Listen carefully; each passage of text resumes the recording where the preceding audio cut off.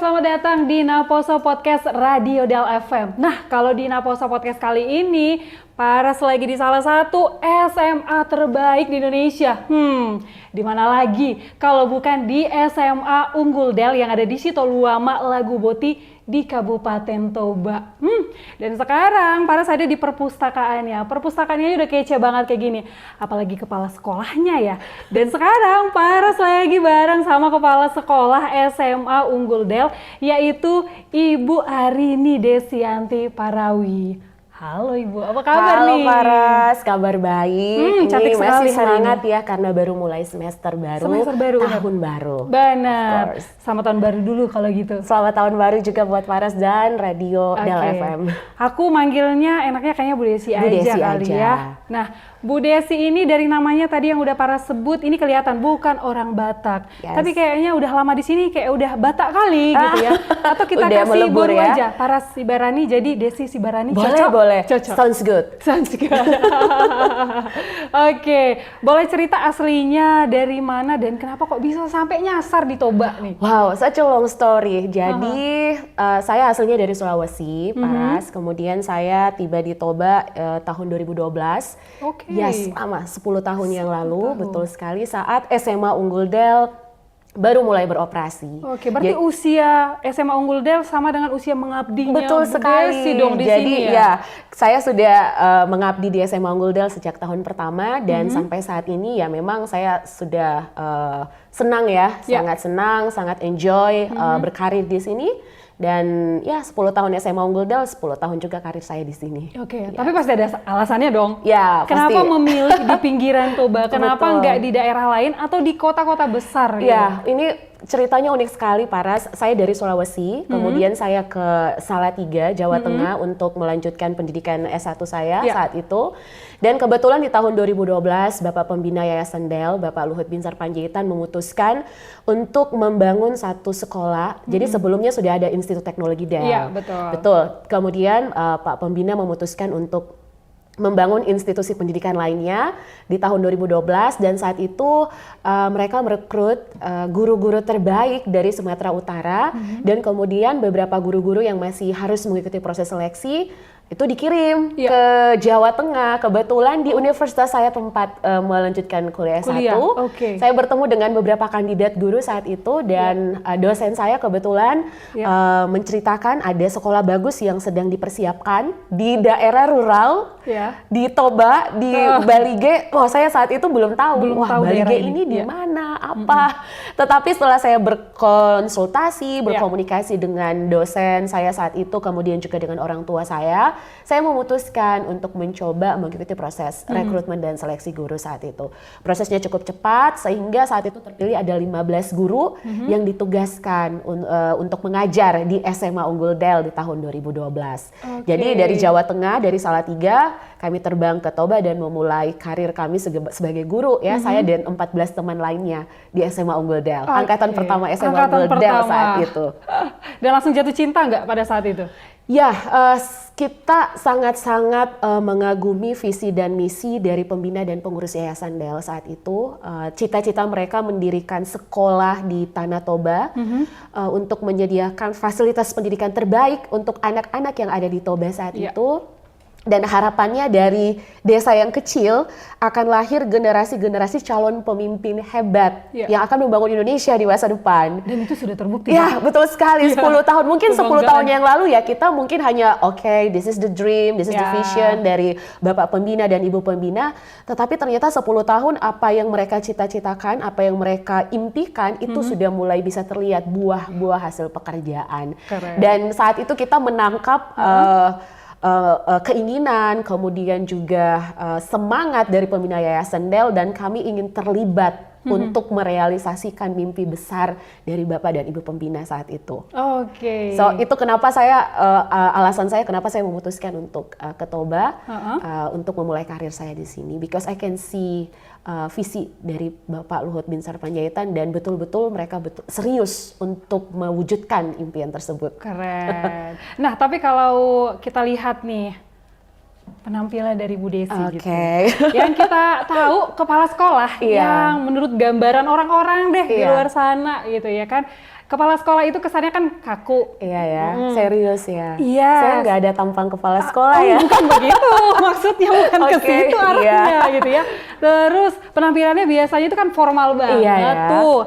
Tapi semenjak pertama kali kenal sama Bu Desi, aku pribadi nih, Paras pribadi nih gitu. Ini jadi role modelnya aku. Kok kayak gitu pakai ya. baju apa aja kayak nyangkut gitu ya. Kayak nggak pernah gagal outfitnya gitu ya kan. Nah, jadi salah satu jadi role model aku, makanya nih teman Del, penampilan aku sesuaikan Kece hari ya, ini biar kece. 11-12 nih sama Ibu Desi. Cantik, cantik banget, thank you. fashionable. Thank you. Iya. Nah, jadi aku penasaran nih gitu ya kan, apakah penampilan ibu yang fashionable ini, aku juga tahu kalau ibu itu suka olahraga. Oh iya, benar kan? iya benar sekali. Saya suka lari. Masakan yang sehat-sehat, healthy food. Wow, oke. Iya kan? Risetnya bagus ya. Oke. Nah, Saya dikepoin apakah, nih. iya, apakah ini salah satu cara untuk kayak menyeimbangkan kesibukan sebagai seorang kepala sekolah? Ya, ya betul sekali, Paras. Kita tahu aktivitas di SMA Unggul Del tidak hanya siswa tetapi juga pegawai, guru. Saya di pimpinan sekarang itu sangat-sangat padat. Jadi memang sangat penting bagi kita untuk aware dengan kesehatan. Jadi kita coba melakukan segala upaya, tidak hanya siswa kita dorong untuk melakukan pola hidup yang sehat, menjalani pola hidup yang sehat maksud saya, makanan diatur, kemudian juga kalau sebisa mungkin melakukan olahraga atau exercise sederhana setiap minggu, yang penting ada pergerakan.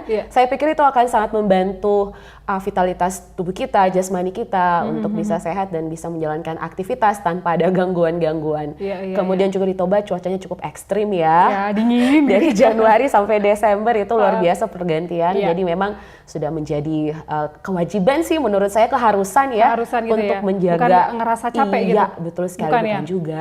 Sudah menjadi ya kewajiban lah, keharusan lah supaya tubuh kita sehat. Tetap fit, tetap betul sehat. Sekali. Sama satu lagi nih teman Del ya, yang mungkin teman Del nggak tahu. Kalau Ibu Desi ini, kepala sekolah SMA Unggul Del ini, itu penyuka Tay-Tay, aka Taylor Swift. Nama Swiftie. Iya, Swiftie sejati. Karena kemarin itu kalau nggak salah di Oktober ya, Iya, Tay-Tay betul. itu mengeluarkan album terbarunya. terbaru.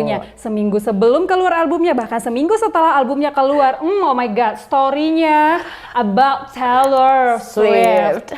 Yes. Kenapa suka dan lagu mana yang paling disuka? Nanti biar aku puterin lagunya di radio. Saya pikir Taylor Swift itu salah satu idol anak muda yang menurut saya patut dijadikan sebagai role model. Ya. I mean, dia bisa memproduksi musiknya secara dengan sendiri, kreativitasnya dalam memproduksi musik, kemudian juga bagaimana dia punya business minded yang sangat luar biasa. Dia dan timnya bekerja untuk mempromosikan semua karya-karyanya dengan hebat, luar biasa, dan juga tentu saja attitude. Nah, kalau saya ngefans sama seseorang itu saya tidak hanya melihat karyanya saja, musiknya enak didengar atau tidak, tapi bagaimana dia merepresentasikan dirinya, kemudian juga bagaimana kreativitasnya.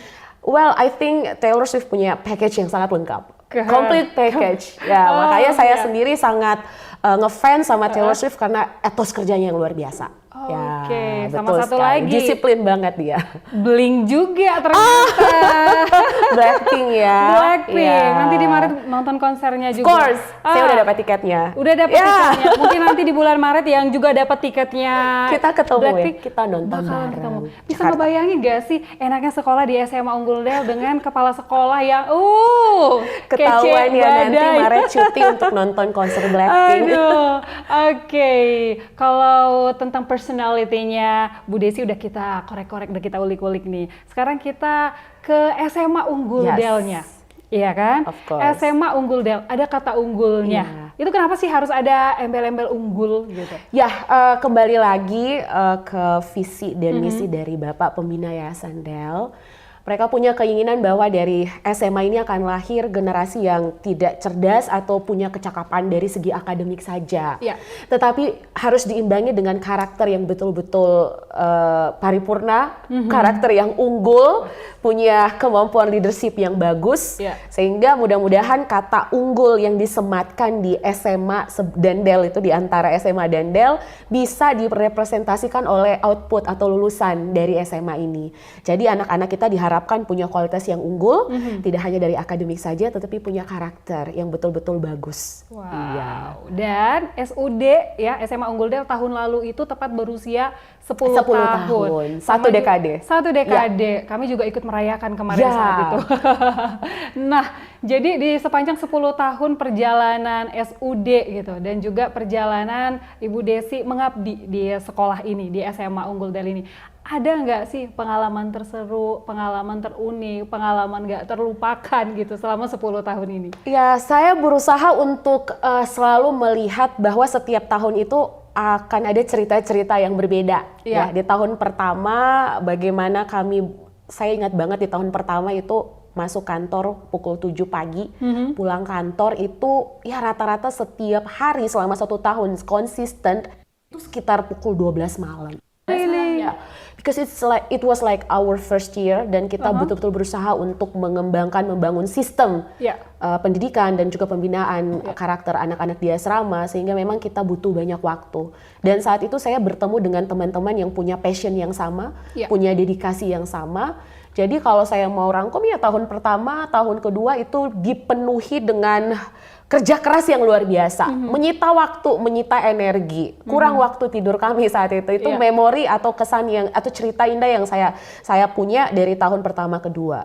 Kemudian 3, 4, 5 itu kami sudah mulai di-push oleh pengurus yayasan. Kami juga mempush diri kami sendiri sebagai organisasi untuk bisa lebih tampil lagi atau lebih aktif lagi dalam berbagai kompetisi baik itu tingkat regional, kemudian nasional. Nah, saat itu juga saya ingat kami sudah berhasil mengirimkan beberapa siswa kami melalui program kerjasama Pestalozzi, Yayasan Pestalozzi di UK. Jadi ada beberapa anak-anak kami yang dapat kesempatan untuk melanjutkan pendidikan mereka di UK. Nah, kita sudah mulai mencapai ada banyak capaian-capaian baru. Kemudian juga seterusnya sampai saat ini saya pikir setiap tahun pasti selalu ada kesan dan memori yang selalu saya kenang. Tapi kalau saya pribadi, cerita yang paling menarik mungkin pada saat saya dapat kesempatan untuk membimbing tim riset SMA Unggul Del, ada sekitar 10 siswa saat itu bergabung dan kami terlibat dalam penelitian dengan sekolah di San Jose, California. Saat itu kami melakukan riset kerjasama skala internasional dan itu menurut saya kesempatan yang membuka mata saya, cara berpikir saya lebih luas lagi bahwa ternyata dunia pendidikan ini tidak hanya sebatas face to face guru siswa di ruang kelas saja. Jadi dinding itu seharusnya tidak menjadi batasan bagi siswa untuk belajar. Dan juga bagaimana kita membangun hubungan antara sekolah di Toba dengan sekolah di US. Sebenarnya itu bisa terjadi gitu. Jadi betul-betul memberikan pengalaman yang hebat dan mengubah cara berpikir saya dalam memberikan pendidikan kepada anak-anak didik saya. Wow, keren. Dari cerita Bu Desi, aku yakin ini juga yang membuat banyak anak-anak di luar sana gitu ya. Apalagi yang mungkin sekarang kelas 3 SMP, SLTP yang akan melanjut ke tingkat SMA. Iya kan? Nah, pasti udah pada kepo kira-kira kapan ya penerimaan siswa baru di SMA Unggul Del supaya mereka bisa semakin mempersiapkan dirinya sejak sekarang. Ya, betul sekali. Ini kebetulan momennya tepat banget karena sebentar lagi SMA Unggul Del akan merilis informasi pendaftaran siswa baru. Jadi untuk tahun ini, tahun 2023, pembukaan pendaftaran itu akan diselenggarakan pada tanggal 30 Januari. Nah, dicatat ya teman-teman Del dan juga adik-adik SMP yang berencana untuk mencoba mengikuti proses seleksi di SMA Unggul Del. Kita akan mulai pendaftaran dari tanggal 30 Januari dan itu akan berlangsung selama 1 bulan. Kemudian untuk saat ini proyeksi tes seleksi akademik gelombang 1 itu akan dilaksanakan pada tanggal 18 Maret dan gelombang 2 itu di tanggal 25 Maret. Biasanya gelombang 1 itu diselenggarakan di Toba, kemudian untuk gelombang 2 di 2 lokasi berbeda, di Medan dan di Jakarta. Nah, jadi terserah adik-adik SMP mau mengikuti tes di lokasi mana, disesuaikan dengan domisili SMP atau domisili rumah tinggal sekarang di mana. Iya, biar lebih dekat gitu betul ya. sekali, lebih efektif gitu kan, nggak harus terbang jauh gitu. Yes, ngomongin seleksinya tadi, banyak juga di luar sana seperti aku sendiri gitu ya kan. Seleksinya itu pasti aduh ketat banget Ya, gitu ya betul kan. sekali. Walaupun nggak seketat, nggak ada yang ketat kemarin Iya, bajunya ya, kita outfitnya ya. Iya, tetap harus fit, 3M. ya. Martuhan Marohah Marbis. Yes, betul sekali. Nah, kalau proses seleksinya sendiri nih Bu Desi itu seperti apa? Tingkat kesulitannya gitu ya kan? Dan kira-kira berapa jumlah siswa yang akan diterima pada tahun ini? Sebenarnya kalau berbicara masalah ketat ya, keketatan tes itu kita melihat rasio. Biasanya jumlah pendaftar SMA Unggul Del selama 3-4 tahun terakhir ini sudah menembus angka 2.500 lebih ya. Betul. Ada saat sampai 3.000 mungkin atau 2.800-an. Padahal yang diterima hanya 160. Jadi kita bisa lihat rasionya sekitar 1:20 ya. Bayangkan satu anak-anak harus bertanding atau melawan 20 anak yang lain untuk merebut satu kursi. Kita hanya menerima 160 siswa di tahun ini dan memang tahapan tesnya itu cukup banyak. Jadi dimulai dari tes akademik dulu. Tahun ini kita akan tetap bagi dalam 2 jalur. Ada yang silakan memilih jalur IPA dan juga kalau maunya di sosial silakan memilih jalur tes IPS. Kemudian kalau misalnya lulus tahapan tes akademik, mereka akan lanjut ke tahapan tes berikutnya which is pemeriksaan psikologi. Nah, pemeriksaan psikologi ini untuk memastikan bahwa anak-anak ini bukan punya kualitas, punya potensi atau mampu nantinya beradaptasi atau tinggal di asrama. Belum tentu dia mampu secara akademik, dia akan bisa juga survive atau bisa bertahan di asrama. Actually this is like the real challenge untuk anak-anak ini. Benar. Daripada nanti mereka tersiksa atau tidak betah, ya living under pressure, ya udah mending kita akan menyarankan nggak perlu stay atau sekolah di SMA Unggul Del karena kamu sebenarnya nggak cocok hidup berasrama. Nanti malah nggak perform maksimal. Nah ini yang harus dipahami oleh adik-adik SMP bahwa tidak hanya sekedar siap secara akademik saja, tapi kamu harus siap di SMA Unggul Del, kamu harus hidup tinggal di asrama, di mana kalau tinggal di asrama kan semua harus dilakukan secara mandiri. Dan ada jadwal ketat yang harus diikuti ya. Kalau kamu tidak bisa hidup di bawah atau diatur dengan jadwal tersebut, saya pikir you can consider another school. Iya kan ya. Jadi harus siap mentally, ya mental hidup berasrama dan juga ya akademik memang kamu ingin mengasah akademik kamu di sini. Nggak cuma untuk adik-adik yang SMP, tapi orang tua mungkin ya, juga. Karena orang tua kan pasti punya impian keinginan. Jangan sampai memaksakan anaknya padahal anaknya tidak ingin. Kadang-kadang saya banyak bertemu dengan anak-anak pada saat proses wawancara. Oh tadi setelah proses pemeriksaan psikologi akan ada tes kebugaran jasmani, kemudian juga wawancara dan kesehatan. Nah, saya sering bertemu dengan anak-anak pada proses wawancara saat saya menggali lebih dalam lagi motivasi mereka kenapa pengen ke SMA Unggul Del.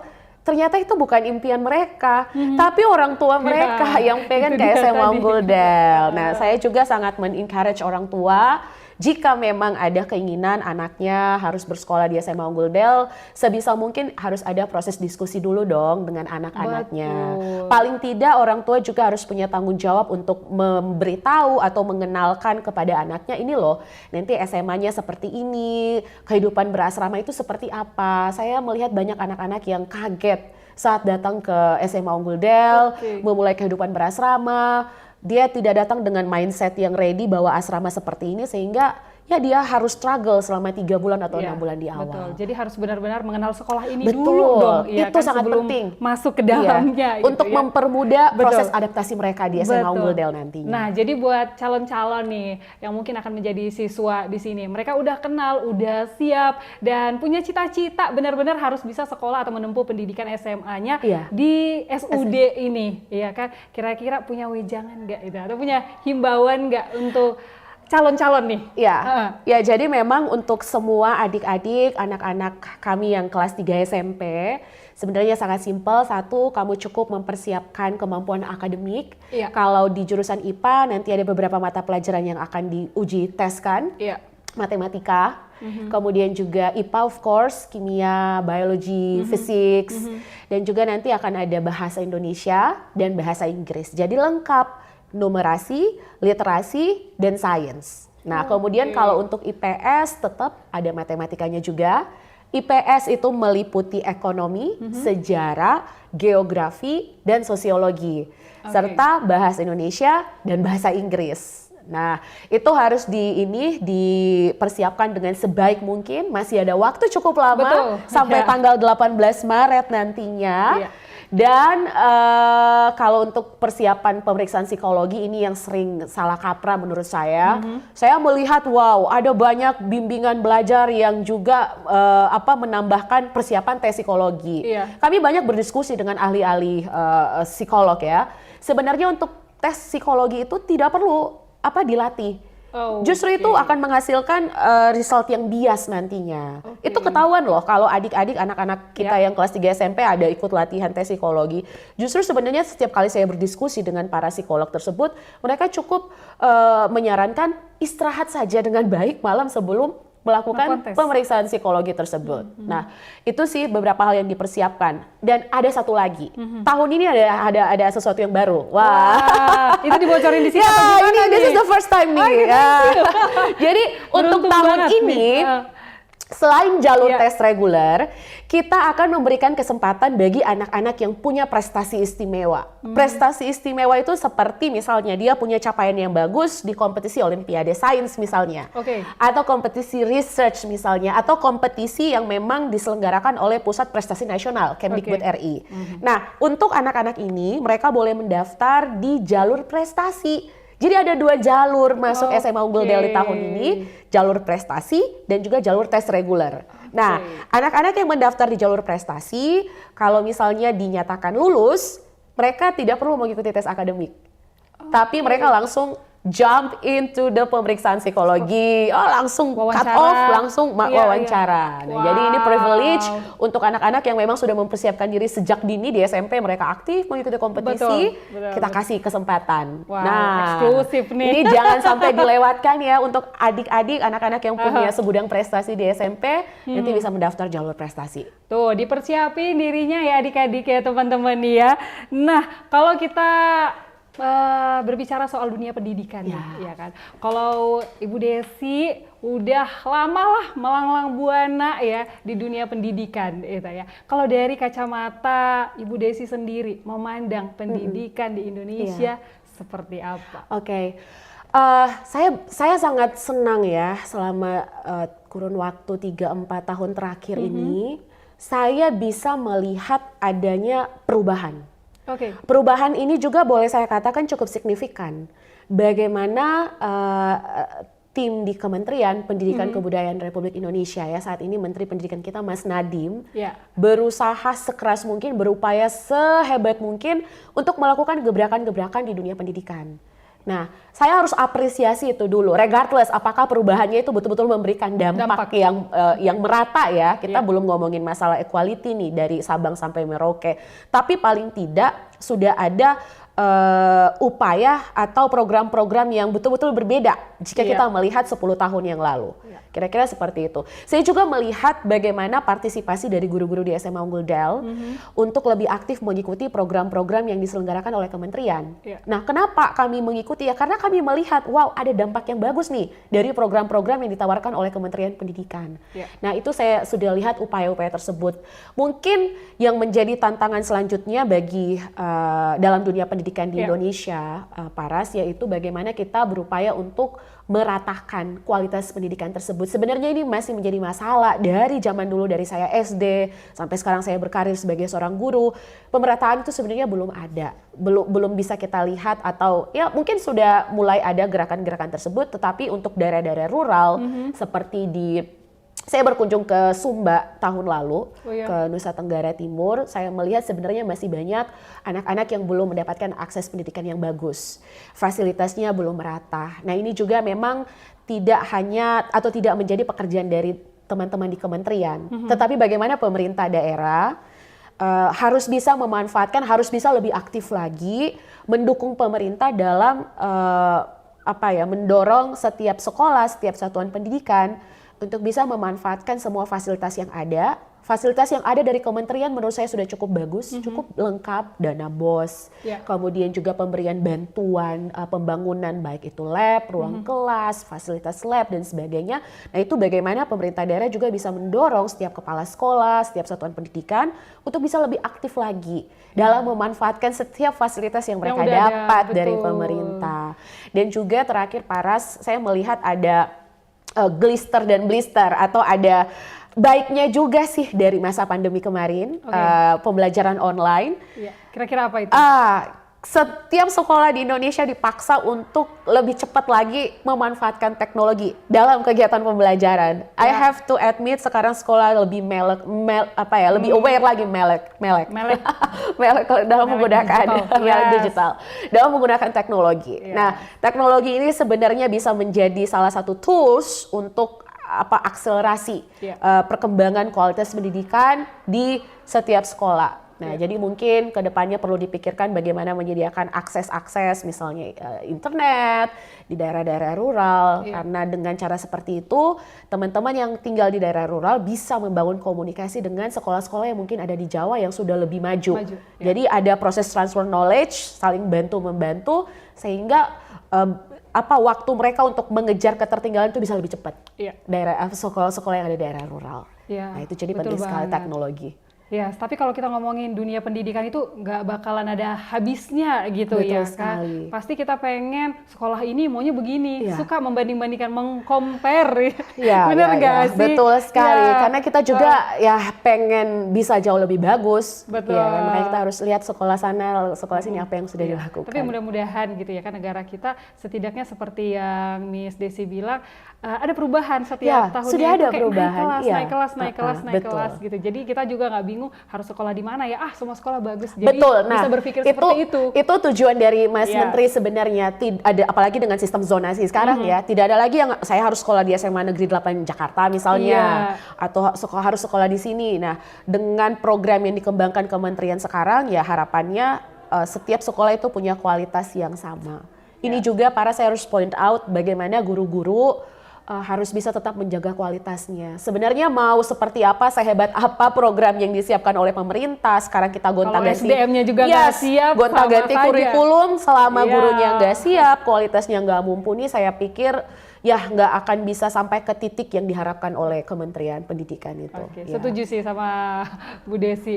Nah, kalau kita balik lagi ke era digital, media sosial sekarang, mudah sekali diakses gitu ya. Kemarin tuh sempat viral ya, siswa yang di Bogor gak sih, yang ngedance jago banget ngedance-nya. Keren banget loh. Keren banget kan, itu tidak mudah banget. karena mereka itu sampai mendapatkan medali, mereka itu udah profesional. Tapi sayangnya saat menjadi viral, diunggah, justru mereka dibully, bilangnya kok nggak pantas, sampai Agnes Monica bersuara kok nggak diapresiasi sih yang seperti itu. Bahkan kita lihat lagi sekolah-sekolah lain gitu ya kan, ada yang membiarkan siswanya itu kayak gondrong, tapi tetap rapi gitu ya kan, atau yang di bidang seni cukup pro gitu ya, cukup bagus gitu, tapi diangkat gitu.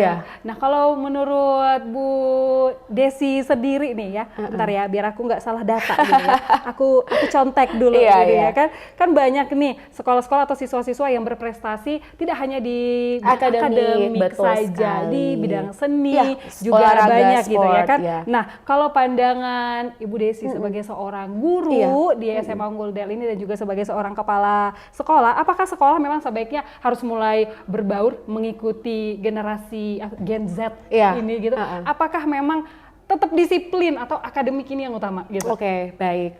Paras, saya sendiri berpegangan terhadap prinsip kecerdasan manusia, nggak hanya anak-anak, tapi kecerdasan kita sebagai seorang human being itu tidak hanya terbatas terhadap kecerdasan kognitif atau akademik atau kecerdasan matematis. Kecerdasan itu banyak spektrumnya. Ada intrapersonal, interpersonal, kecerdasan spasial. Saya punya siswa dia itu punya level IQ karena anak-anak yang masuk SMA Unggul Del kan mengikuti tes psikologi. Dan juga kita tahu ada nilai IQ dan sebagainya. Dia punya IQ tinggi. Tetapi saat mungkin di kelas matematika kok performnya nggak bagus. Nah kadang-kadang kita langsung mengatakan bahwa anak-anak dengan IQ tinggi pasti jago matematika. Tapi ternyata tidak seperti itu. Kecerdasan musikalnya justru yang menonjol. Dia bisa memproduksi lagu, bisa menciptakan lagu dengan kualitas yang menurut saya sangat luar biasa bagus. Nah, jadi memang sekali lagi kecerdasan itu tidak hanya sekedar masalah bisa menyelesaikan soal matematika saja, tapi ada yang namanya kecerdasan art, kecerdasan natural, kemudian tadi yang saya katakan interpersonal. Nah, inilah yang menjadi tantangan dari setiap satuan pendidikan atau sekolah untuk bisa menyediakan atau menghadirkan pembelajaran dan yang bisa mengakomodir beragam kecerdasan yang dimiliki siswa tersebut.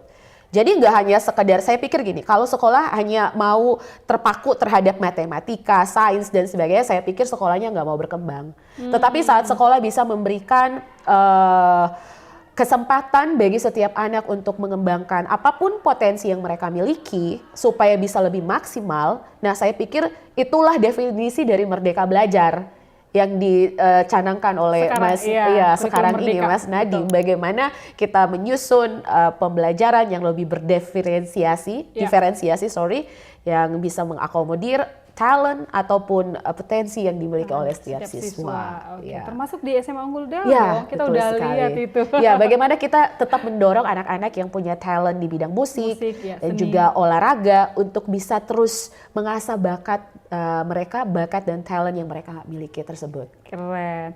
Oke, udah banyak nih obrolan kita bersama Bu Desi. Sekarang aku punya pertanyaan yang cukup random. Admin, Noemi. Oh my god. I can do it. I can do it. Coba ya. Namanya tahu nggak? Tahu. Lato-lato. Oke, kita tantang, bisa nggak? Ini lagi viral. Ini jangan permainan tradisional Indonesia yang lagi viral lagi sekarang. Yang menguntungkannya adalah dengan viralnya ini sudah mulai berkurang lah ya anak-anak main sosmed. Iya betul. Ada hal positifnya. Betul. Ini apa nih? Ini tantangannya apa? Saya main ini. Iya, tantangannya main ini. Karena kita tahu kalau Bu Desi ini kan guru fisika. Of course, ini ternyata berkaitan dengan konsep ilmu fisika. Fisikanya ada gitu, ada. Kita bisa bahas mengenai tegangan tali, gerak melingkar, banyak banget frekuensi dan sebagainya. Coba ya. Apakah guru fisika? Oh my god. Bisa lah, coba ya. Ini kan saya harus menyesuaikan dulu. Setiap lato-lato itu punya ini berbeda. Coba ya. Oke. Oke, fine. Tunggu sekali lagi. 2 kali ya. Tanganku yang terketuk. Coba ya. Saya jadi ambis kalau kayak gini. Coba ya.